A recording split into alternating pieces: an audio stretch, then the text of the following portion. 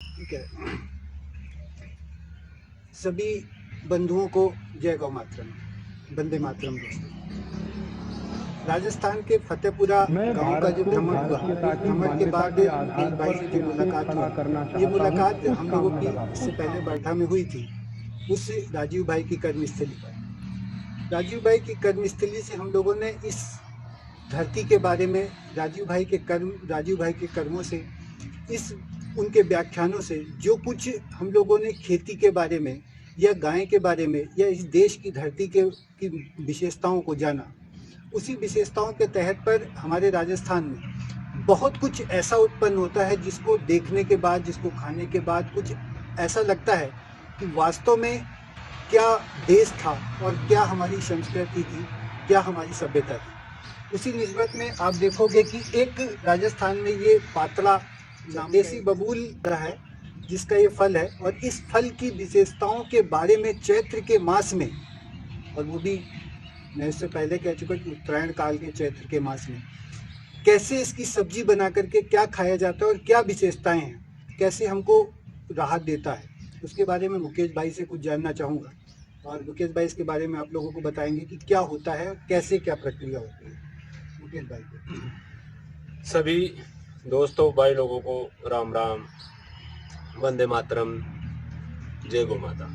दोस्तों, हमने उस दरा पे जन्म लिया है जिस दरा पे देवता भी जन्म लेने के लिए तरसते हैं, और भारत की भूमि बड़ा सौभाग्य है, सौभाग्य से यहाँ जन्म मिलता है। और दोस्तों, यहाँ पे हर चीज की खोज की है हमने, हमारे ऋषि मुनियों ने, हमारे पूर्वजों ने, और वो परंपराएं दी थी जिस परंपरा पे ये पूरा विश्व में सिरमौर था, यानी जगत गुरु था ये भारत। विश्व की ये सोने का शेर था, चिड़िया नहीं, सोने का शेर था। हर चीज यहाँ प्रकृति ने हर चीज दी है, लेकिन उसको संभाला नहीं। दोस्तों, चैत्र का महीने में यहाँ हमारे जो देसी बबूल होता है, लगभग पूरे भारत में होता है देसी बबूल, उसके फल आता है पातड़ा, और इसकी सब्जी बना के खाई जाती है। ये आज से नहीं, हमारे पूर्वज भी खाते आए हैं, हमने भी खाई है और खाते रहते हैं। ये अभी चैत्र का महीना चल रहा है, इसमें ही ये फल आता है। इसकी जो विशेषता है, इसके जो गुण हैं, वो अभी जो प्रकृति का मौसम चल रहा है उसमें वात रोग, यानी वात बढ़ा हुआ है, और वात के रोग सबसे ज्यादा आते हैं। तो ये वात के लिए सबसे उत्तम औषधि बताई गई है आयुर्वेद में।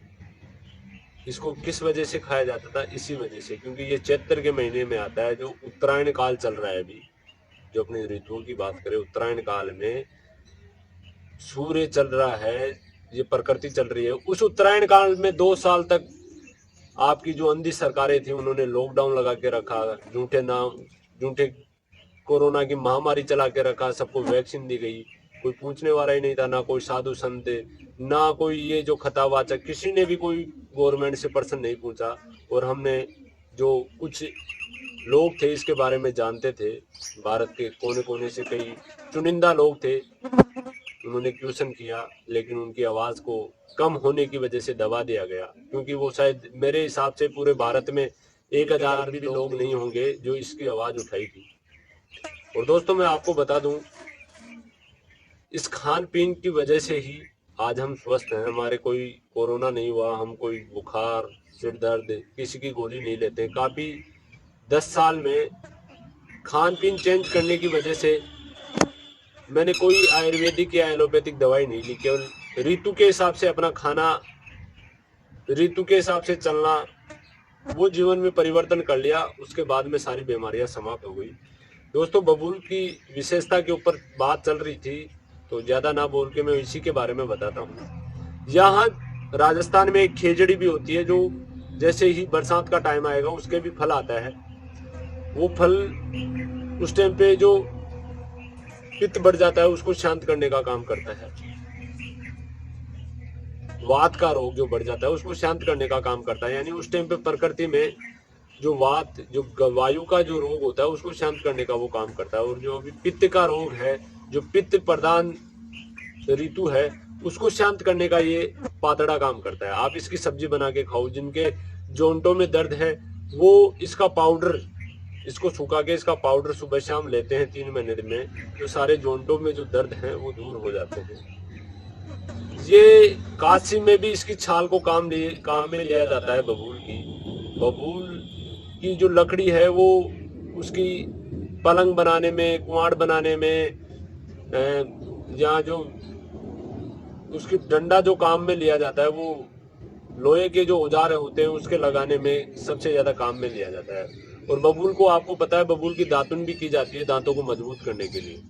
तो ये पातड़ा शरीर को कितना मजबूत करता होगा। इसके फल, इसकी जो पत्ती हैं, इसके जो फूल हैं, वो सब औषधीय गुणों में काम में आता है। दोस्तों, जानना है, आपका सौभाग्य है। आप इस भारत की धरा पे आए हो तो आपका सौभाग्य है इस धरा को जानना, इस संस्कृति को जानना। और परमात्मा ने एक बात कही है कि मैंने आपको निरोगी भेजा है इस मृत्यु लोक में, और तुम्हारा सबसे पहला कर्तव्य और सबसे परम जो कार्य है वो मेरे पास वापस, यानी परमात्मा के पास वापस चले ना। तो परमात्मा ये कहता है मैंने निरोगी भेजा है, तो तुम्हारा पहला कर्तव्य है मेरे पास में आना निरोगी। यदि रोगी हो के आओगे ना, तो ये जो कहते हैं ना कि भगवान का भजन करो, राधे राधे जपो, राम राम जपो, उससे आप निरोगी नहीं होंगे। वो आपकी आयुर्वेद को भी आपके उस खाने में अपनाना होगा, आपकी दिनचर्या में अपनाना होगा। जब आप निरोगी होगे उस परमात्मा के पास जाओगे ना, तब आपकी मोक्ष होगी। आप रोगी जाओगे तो निरोगी आपकी मोक्ष हो ही नहीं सकती। ना आप स्वर्ग में जा सकते हो, आप नरक में जाओगे, क्योंकि नरक यहाँ भोग रहे हो तो वहां भी आपको रोगी है, तो नरक में वहां परमात्मा आपको स्वर्ग में थोड़ी लेगा, क्योंकि वहां जो स्वर्ग में रहता है वो निरोगी रहता है। अब रोगी को उसमें ले लिया स्वर्ग में, तो वो और को भी रोगी बनाएगा। तो परमात्मा का जो पहला खतन है आयुर्वेद में, वो यही खतन है कि मैंने आपको निरोगी भेजा इस धरा पे, तो तुम्हारा भी पहला कर्तव्य है मेरे पास निरोगी आना। और ये मैं कोई अपने से लगा के नहीं कह रहा, ये अपने शास्त्रों में इसका वर्णन है। शास्त्रों को, अपनी संस्कृति को।